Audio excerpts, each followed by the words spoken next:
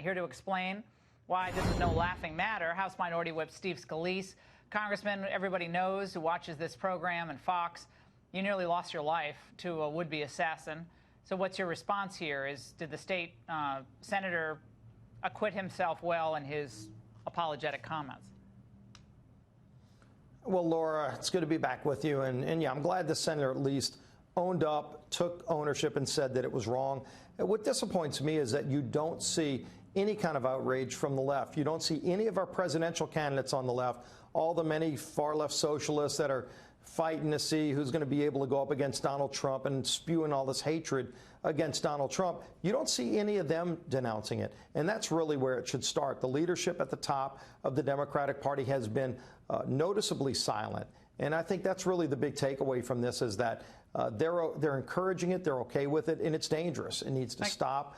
This idea that whoever is president of the United States, when Barack Obama was president, we surely disagreed with a lot of his policies. We respected the office, and we stood up against anybody who said anything derogatory and negative. And there's many cases where we were very vocal against that kind of language, but we were respectful of the president and his office when it was Barack Obama. You don't see that coming from the left, and you don't see any of their presidential candidates speaking up against it. All we hear about is the president's language, the president's tone. He's encouraging violence. They're using his language or other people's language, and they're going up and doing all these horrible things. So you hear a lot of that. But when the left actually does stuff, it's funny. Kathy Griffin's decapitated head of the president. Remember the Shakespeare, and then there's the Shakespeare in the Park, where they did the mock killing of President Trump. Then we talked about blowing up the White House. That was funny, I guess. That was a laugh riot at the Women's March. And now this. So who is really encouraging the violence here? And then not condemning what we just talked about, Antifa. Antifa continues to hurt innocent Americans, and yet we still have not called it a domestic terrorist organization. That has to happen.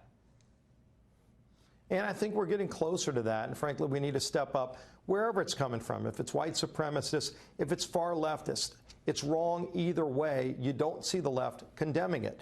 We on the right condemn it all the time. And by the way, when you listen to President Trump, what he's talking about is how he's creating opportunities for people.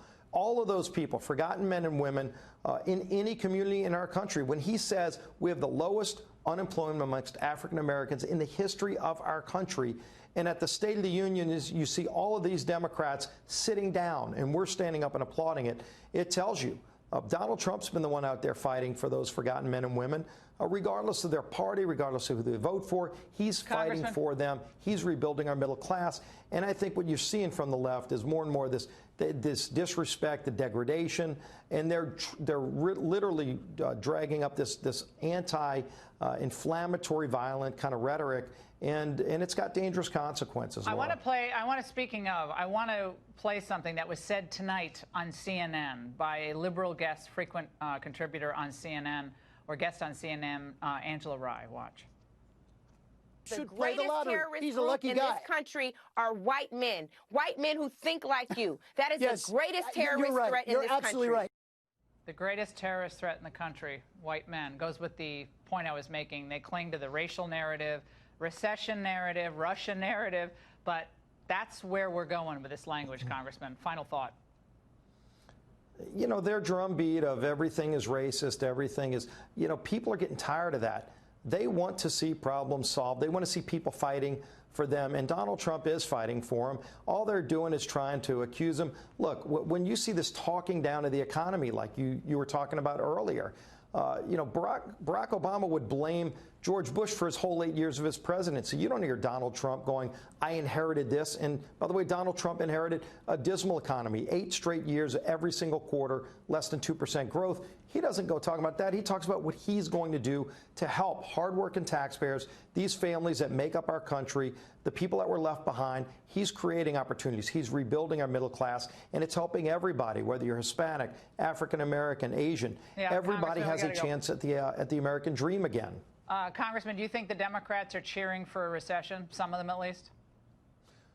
Oh, clearly, they are begging for a recession. It's almost like they hate the fact that we in America have the hottest economy in the world. Yeah. And it's because we cut taxes. It's because we got regulations under control. And it's going to keep getting better when we get beyond these trade wars.